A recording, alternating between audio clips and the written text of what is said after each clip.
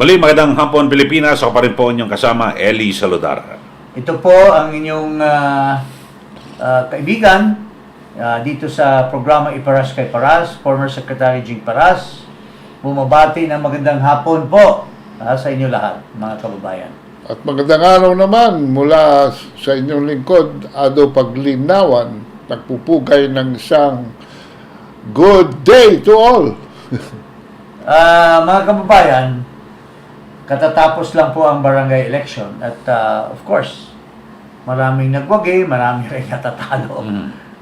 Pero doon sa mga nagwagi, mukhang may binitawang salita. Si McCoy Jr., parang in a form of congratulations. Pero ito po yung sinasabi niya.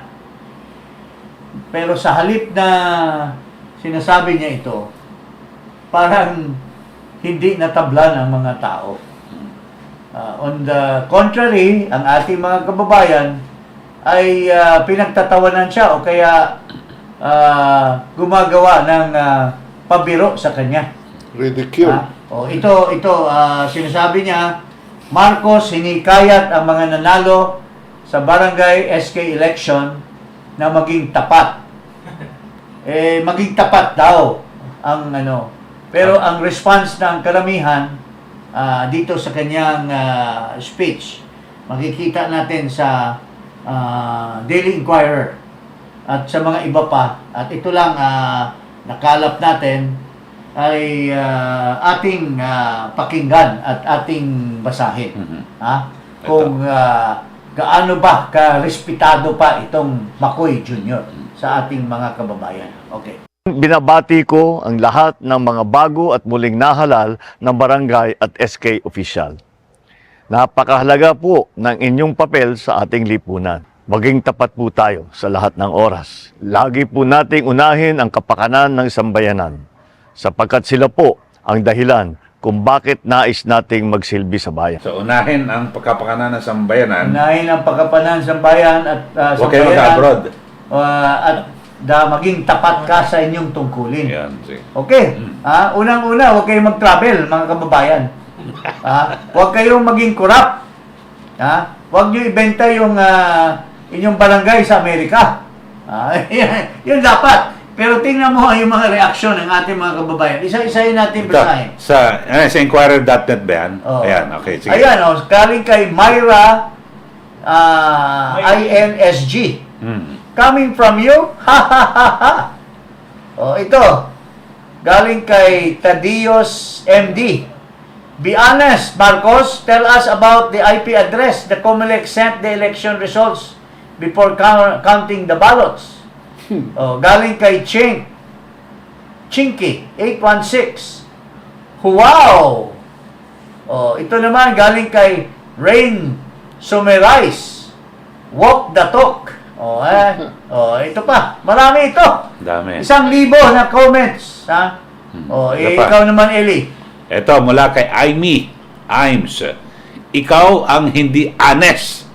Yan ang sagot, Yung komentaryo. At ito, follow what I say, do not follow what I do. Ayan, galing kay Ray. Ray underscore Lebat. Ito naman galing kay official Rod Reyes. Look who's talking. Ayun.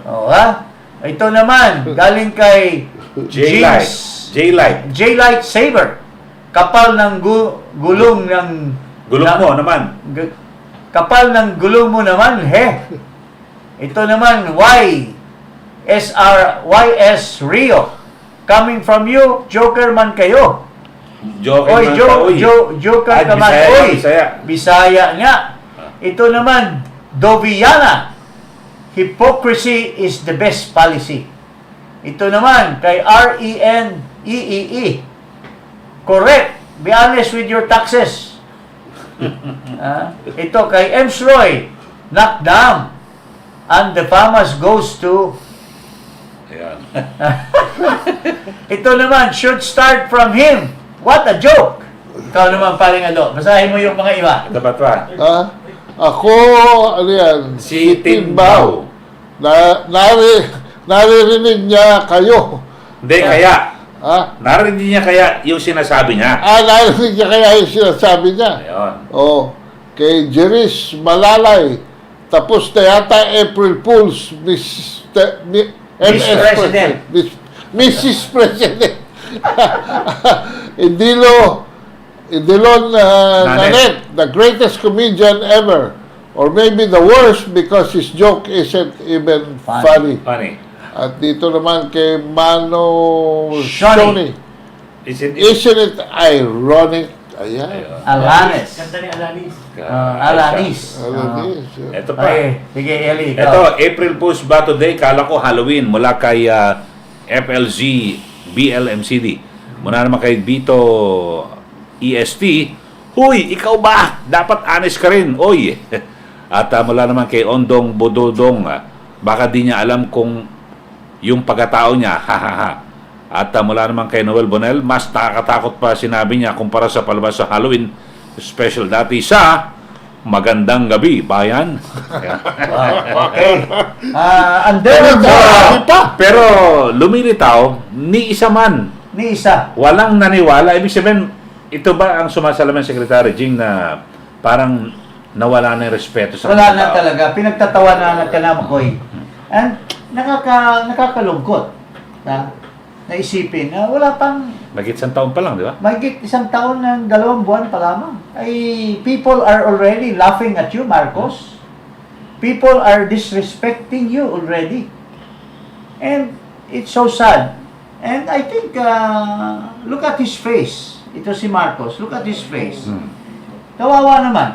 Pero wala tayong magawa eh. You did it. You wanted to become president, but you're not sincere and honest to the people. Ito. Pinag-iisip mo lang sarili mo, F1, liwaliw sa mga bansa-bansa. Ngayon, aalis ka na naman uli. Tingnan mo yung pagmumukha mo ngayon. Tingnan natin. Our armed forces Ayan, must be capable of securing Is that, and defending the archipelago from mga emerging kababayan, threats. You must not mukha ba ng happy yan? also Parang, be ready alam mo, to adapt Agad, no? and respond anong tingin mo to sa kanyang emerging mukha, national security Eli? and Parang defense pagod na pagod. realities. Saka Pagod na tumanda. pagod. Malaki na Baga. itinanda, no? Our armed Nangingitim. forces must be capable to Sabi nga ni President Duterte, kung may ginagawang masama, pupunain. We should be fiscalizers. And I address this all, mga kababayan. Sa lahat ng Pilipino.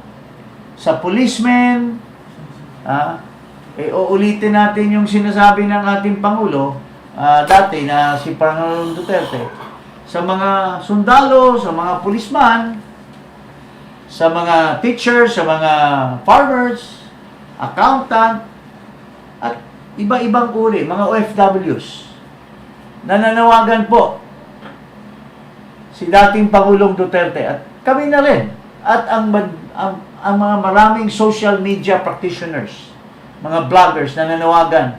Kung mapakinggan nyo araw-araw, iba-ibang vloggers na nung una sumusuporta at ngayon ay critical na kay Marcos. Nananawagan na magkaisa po tayo. Lalo na yung mga Duterte supporters, yung DDS. Sa panawagan ni Pangulong Duterte, magkaisa po tayo. Pupunain natin ang mga pinaggagawa ni Marcos. At in the hope that he will change. He will change for the better. Mga kababayan, he's the only president we've got. So, hikayatin natin siya, pagbutihan niya. Tigilan na niya lahat yung mga kagaguhan na pinaggagawa niya sa ating bansa. I mean, it does not come from us. It does not come from Eli or it comes from the people. Kita mo lang dito sa komentaryo. May isa, walang nag-praise, pinagtatawanan yung appeal mo sa mga publiko na maging tapat ang mga opisyal. Oh, can you beat that? Yeah, why? Why is it like that? Kasi, you ought to know. Siguro, naisip mo na rin na yung mga pinaggagawa mo, pinipili mo yung magliwaliw sa Singapore 2 beses habang may bagyo dito. Pumunta ka sa mga Europe, ito pa, pinagdudahan ka pa ngayon. Nung lumabas ng, anong pangalan ito? Asia Week. Chinese. Na Kaya ka pala binibitawan mo yung good relations with China kasi nabili nabili ka na ni Biden at binalik yung estate at ngayon marami nang nag-iisip na ilalagay, kaya mo pala minamadali yung Maharlika Investment Fund kasi yung 61 billion pinagko-connect na ng mga taong bayan. Oh. And sooner or later, truth will come out that all these things that you're doing is not for the Filipino people, but for yourself and your family. Oh, di ba? Tapos, sinisisi ng mga apologies mo ay yung mga social media, yan. At tinatakot, alam mo, mga ordinaryong Pilipino. at tinatakot at ang dami-dami nagsasabi ngayon, but there's an undeclared martial law. Wag mong gayahin yung tatay mo na airlifted to Hawaii. Ha? Wag mong gayahin. Magpakumbaba ka at wag mong gamitan ng dahas at pananakot. Yung mga opisyal mo na nanakot na uhulihin itong magbigay ng kanilang sentimiento. Hindi pwede yan. Hindi ba kukuha sa... Galing na tayo dyan. And hindi nagwagi yung mga diktador. Hindi po nagwawagi ang mga diktador. I hope this will be a lesson to you, Mr. McCoy Jr. Now, ito, as an offshoot to what we're talking about, ito po yung survey. Anong masasabi mo dyan, paring Eli? Ito, ang sinasabi dito po sa survey na napakaraming mga Pilipino ang ikinukonsidera yung kanilang sarili na mahirap. Galing po yan sa SWS. Survey. Hindi yan galing sa Okta. Ito, a social weather stations o SWS survey results released on Wednesday, November 1, revealed that more Filipino households perceive themselves as poor in the third quarter of this year, up from 12.5 million in June to 13.2 million in September. In the survey, which was conducted from September 28 to October 1, 48% of the Filipino families rated themselves as mahirap or poor. 27% rated themselves as borderline by placing themselves on a horizontal line dividing poor and not poor, and 25% rated themselves as hindi mahirap or not poor. So, lumilitaw Secretary Jane Cado na talagang mas maraming yan naghihirap. Mas maraming naghihirap. Yan ang suma total niya ng survey niya. Maski nagbago yung, alam mo, this is feeling feeling ng taong bayan. Maski hindi nagbabago, halimbawa, kung kumikita ka ng 530, nag-increase to 545 dahil nag-increase yung minimum wage. Pero, kung tumaas naman yung presyo ng bilihin, baliwala yun. No. Kasi, kung wala kang pambili, kasi maski nagtaas yung sweldo mo, it's not enough to cope up with the increases in prices of commodities. Kagaya niyan. 30 plus lang yung bigas dati. Palay o rice. Ngayon, 50 pesos, 55 Pinakamura, pesos. 50. That's almost 100%. So, kung nag-increase lang yung sweldo mo ng 5 or 10%, hindi talaga, you will really consider pero pa dyan yung as poor, iba pang bayarin sa tubig, sa renta, sa kuryente, sa pamasahe. Nagtaas lahat. Ang pinapayagan ni Marcos itong mga cronies niya na magtaas. Itong toll fee. At sa Pasko, alam mo yung mga may-ari niyan, puro na mga mayayaman yan. Bakit hindi pwede magsakripisyo sa bayan? Bakit po pinapayagan, Marcos, yung mga crony mo na magtaas ng magtaas at magpayaman ng magpayaman? Pero ang mga mahihirap, hindi mo binibigyan ng pagkakataon. Walang relief. So yung gap between the rich and the poor has really gone bigger and bigger. Parang palayo ng palayo. Kaya ang dami ngayon na feeling nila, napaka-pobre na namin. Wala na kami pambili ng kamatis, sibuyas man lang. ang ulam lang nila, asin na lang. Oh. It was only during your time. Maski sa pandemic, hindi nag-express ng ganong sentimento ang mga tao. Panahon ni Duterte. Pero may binabanggit si Pangulong Marcos Jr. mismo na yung ugat ng patuloy na pagtaas ng presyo ng bigas sa smuggling. Ayun.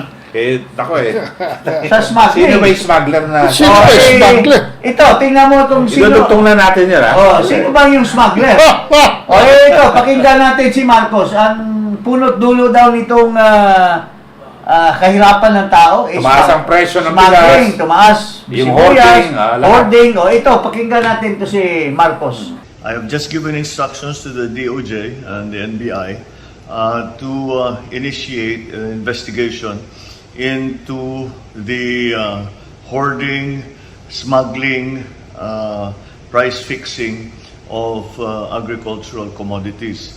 And this is stemming from the hearings that were conducted in the House. Sinasabi ni Marcos, mga kababayan, Inaamin niya na smuggling. Ang dahilan daw Smuggling at hoarding. ng pagtaas ng presyo ay smuggling at hoarding. So, galing daw sa Kongreso ang indication at nag-imbestiga doon, pero walang katotohanan po yan. Kasi ito po, tingnan mo si Congressman Swansing. Anong sinasabi ni Congressman Swansing? Sinasabi niya, ang number 1 smuggler, hoarder, ay ang pangalan ay Michael Ma. To request the Committee on Ways and Means to issue subpoenas for the following brokers, importers, facilitators allegedly involved in large-scale agricultural smuggling in local ports and around the Philippines. Namely, Michael Ma, Lujin Ang, Andrew Chang, Beverly Perez, a certain Aaron, operating in MICP and POM, Manuel Tan, Leia Cruz, June Diamante, Lucio Lim, and Jerry Tebes. So, ito yung mga smugglers na in-identify. At kung matapakinggan nyo si Marcos, ito daw yung mga responsible, mga kababayan, sa pagtaas ng presyo ng bigas, sibuyas, kamatis. Sukal. Wala daw siyang kinalaman kundi itong mga hoarders and smugglers. Pero sa halip na sinasabi niya ito, itong mga smugglers na ito ay mga kasabwat. Kasabwat po ng kanyang pamilya. Ito po, sino bang unang sinabi ni Congressman Swansing na smuggler? Michael Ma. O sino ba si Michael Ma? Makikita mo dito sa picture kung sino kasama. O, yan. Nasaan na? Martin Araneta, na kapatid ng First Lady, siya po ay Vice President sa kumpanyang yan. Na dyan din nag-uopisina yung ate niya, dyan din nag-uopisina si Michael Ma na pinatatawag sa Congress dahil sangkot daw sa mga illegal na gawain, smuggling, chuchu, sibuyas, hoarding, whatever. Okay, ngayon mga hitad, may papakita ko sa inyo video para pandagdag na kaalaman. Okay, eto na. Michael Ma and Liza Marcos, here. Alright, so nakita nyo yan, sa Davos yan. First Lady o Mrs. Marcos, the President, and Michael Ma, na pinatatawag sa Congress dahil sangkot sa sibuyas, rice, sugar hoarding, etc. etc. Yun, in-identify ni Ginang Marlica, yung magaling na vlogger, kung sino si Michael Ma, kaibigan ng Lisa. Ayan, picture lang. Dito, video na magkatabi sila ni Marcos, Mrs. Marcos at yung Michael Ma. Ito po, yung video. Hello, hi. You guys are great. Thanks for the support. Okay, thank you very much. Sama-sama tayo. Babangon muli. Sama-sama tayo. Babangon muli. bumangon ba tayo? Ha? Sila lang. Nalibing po tayo sa Kahirapan. sa putik. Nalibing po ang mga kababayan natin. Nalibing dahil sinong kapartner? Sinong kaibigan? Sinong kasabwat? Nakita niyo sa retrato. Michael Ma, according to Congressman Swansing, dating Deputy Commissioner of Customs, na ito ang hoarder smuggler. Sino ang backer? Kita niyo sa picture. According to Maharlika, di umano, ay itong Lisa Araneta Marcos ang kakampi. Pero hinuli ba yung Michael Ma, Eli? Hinuli ba? Binigyan ng pwesto. Binigyan ng pwesto. Special envoy to China. Sige, Ito Special Envoy of the President to China, Mr. Michael Ma.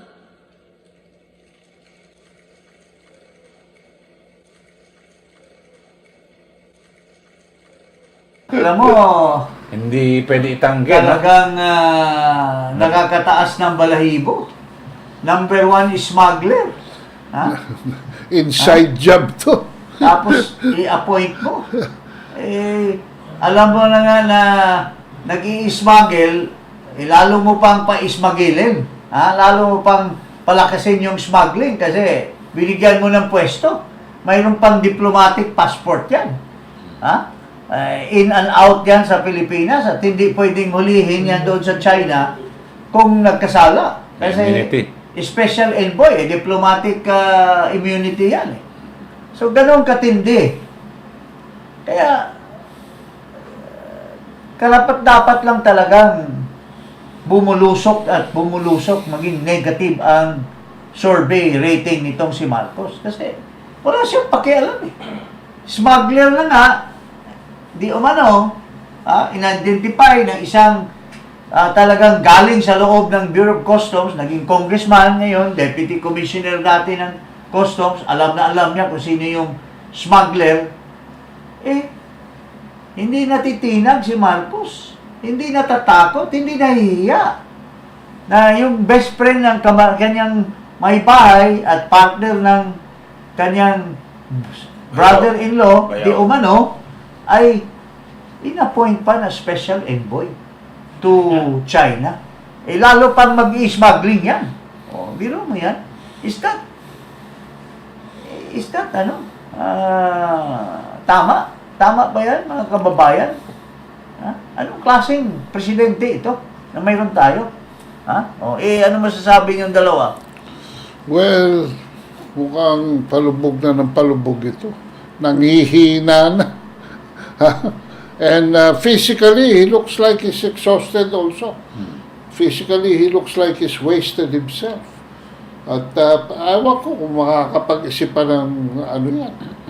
He's contradicting himself in the videos that have been shown. So, I don't know kung saan pupulutin. At ang bayang Pilipino alam kung ano ang nangyayari. Salamat sa social media. At hindi... ang masama kasi dyan ngayon, dahil ang social media, kasi ang mainstream media, pinakala ng pera sa bibig, kaya hindi nakapagsalita. People I used to know who are upright and, bright, brave, are not saying anything. Why? Because may payola. At yung asawa pa ng isang opisyal dyan ang nagmi-meet sa kanila at binibigyan. Binibigyan ng payola ang mga media. So, saan ang recourse ng taong bayan? Saan matuklasan ng taong bayan yung mga katotohanan na nangyayari sa loob at labas ng Malacanang? It's social media. Ngayon, tinitreaten pa. Ano ba ito? Sinasabi ng mga social media practitioners yan na is there an undeclared martial law in this country? Tinatakot, tapos mayroon pang shortlist. Ano ba ang tawag nun? hit list 44 na selected, ang balita ko, kasama ka dyan. Kilala ko yung pang number 35 dyan. Pang ilan na si Ado? Number 35? 35. Oh, maswerte yung 35. 3 plus 5, 8. Oh, maswerte. Maswerte nga. Chinese Chinese Feng Shui. numerology. Okay. Feng Shui. Well, So, mga Milandako. Ayan. so, dahil dyan ngayon, ang ating dating Pangulo ay nananawagan. Unang-una, gusto niya ipa-audit ang mga opisyal ng ating pamalaan. Dahil nga maraming natutuklasan, maraming ina-identify si dating Pangulong Duterte na mga pera na napupunta sa mga opisyal na hindi man lang na-audit. Kaya nananawagan siya. At mini-mention niya especially itong kaliwa, itong member ng kaliwa na masyadong maingay at siguro inuutusan ito ng kanyang prinsipal na mga matataas na opisyal ng gobyerno na ihahassle si Vice President as early as now, hahasilin at inaakusa ng kanyang confidential fund. At binabalikan ngayon ito ni former President, ang pangalan nito ay Franz Castro, at sinasabi ni Pangulong Duterte na itong Franz Castro na ito, as if she is telling the truth, as if siya rin ay walang pork barrel or walang confidential funds. Panoorin natin. Pakinggan natin si Pangulong Duterte. Sabi ko kay Inday, diretsuhin mo na. So itong intelligence fund na ito is to prepare the minds of the Filipinos, itong insurgency na hindi matapos-tapos. And the ROTC, para preparado tayo kung magkagera ganitong sitwasyon ngayon.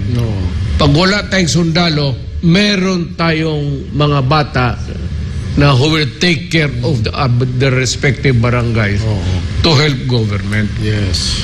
Pero ang una mong target sa intelligence fund mo, ikaw, France. Kayong mga komunista ang gusto kong patayin. Sabihin mo na sa kanya.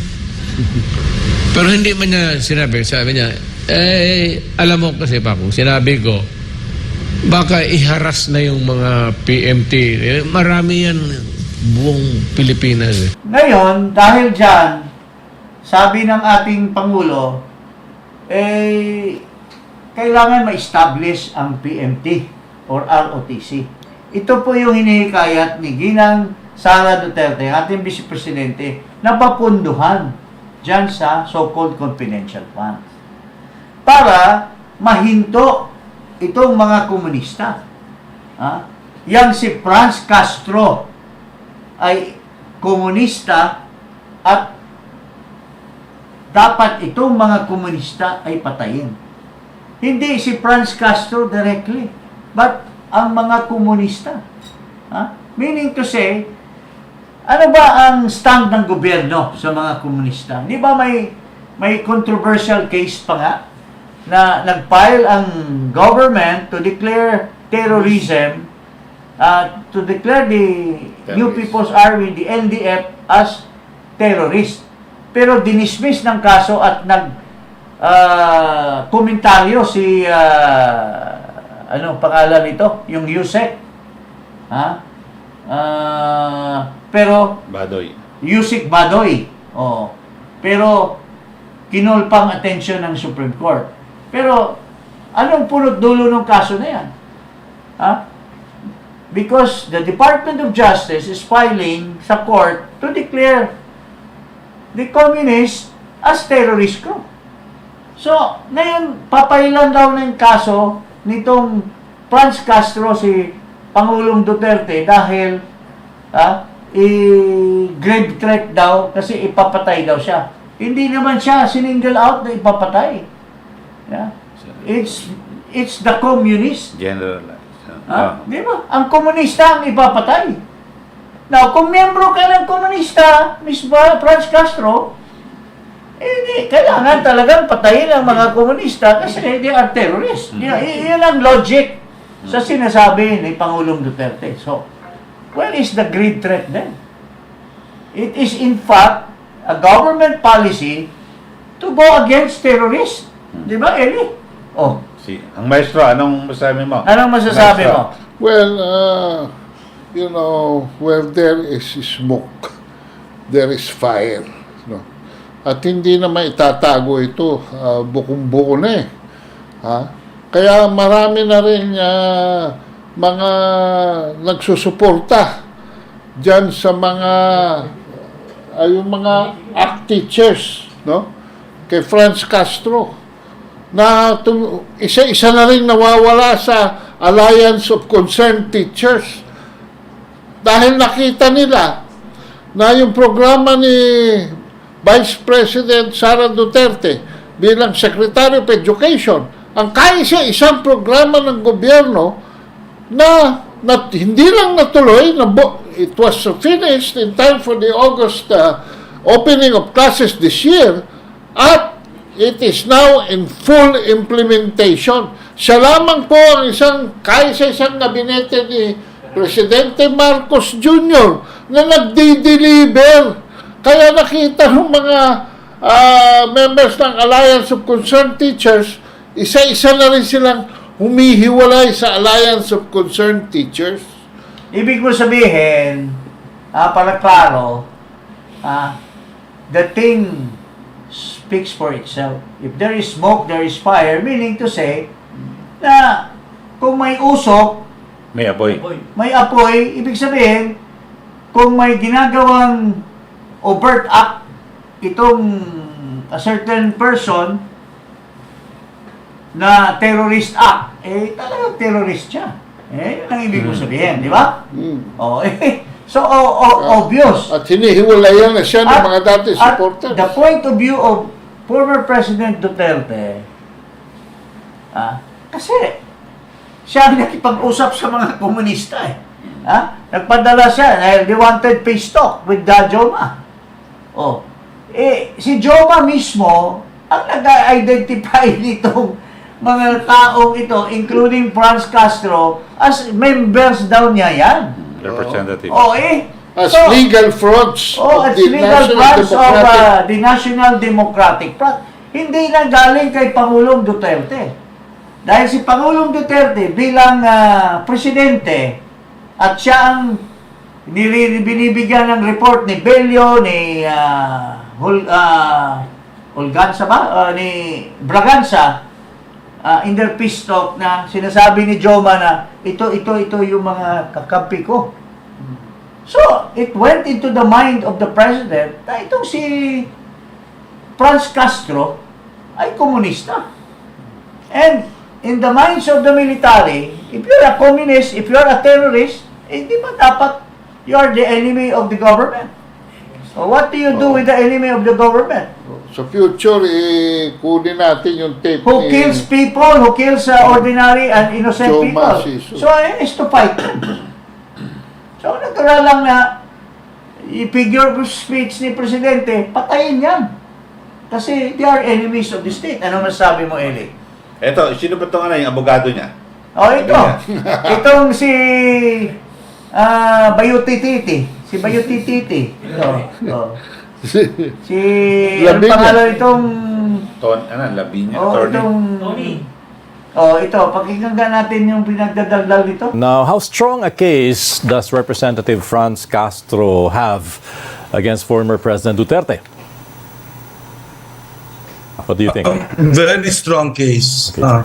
Rest ipsa lucto, things speak for themselves, Stanley. You listen to the video and you know that he is threatening Congressman Franz Castro. And it's a threat that is serious in the context of the president, of this former president, who's responsible. Okay, Attorney Lavigne, still there? Okay. So, sinasabi nitong si Batoy-Toy Lavinia. Dati pa naman ito, hate na hate si Presidente Duterte. In the past, ito pa nga yung nagsusulsul sa mga tao na mag-file sa ICC. So, what do you expect?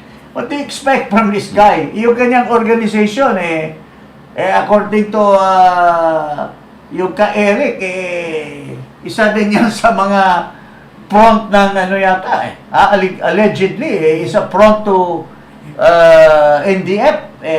So, what do you expect from this Lavinia? Siyempre, alam nga naman sabihin niya na very weak case yung kay Franz Castro. So, strong daw, napakalakas.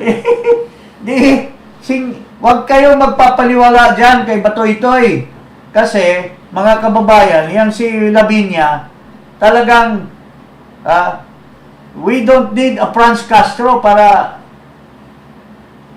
galit siya kay Duterte. Kaya hindi na kailangan mag-lawyer pa siya kay Franz Castro kasi dati na siyang galit kay Presidente noong pang PRRD was still the President. So it goes without saying that of course, he will always say anything against the President. Pero kung pakinggan mo si Harry Roque, pakinggan mo si Panelo, at yung mga brilliant lawyers, who are really lawyers in their own profession, hindi katulad nitong Lavinia na I haven't heard him to be a practicing lawyer or a lawyer who is making money out of being a good lawyer.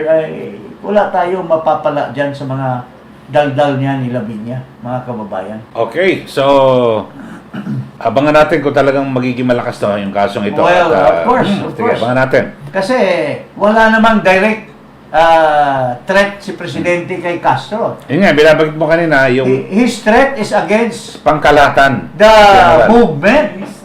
Okay. Because the movement, talaga namang the government is really striving hard to declare them as a terrorist group. Kung member ka doon, it goes without saying, di ba? Okay, so hanggang dyan lang muna. Maraming salamat po sa inyo.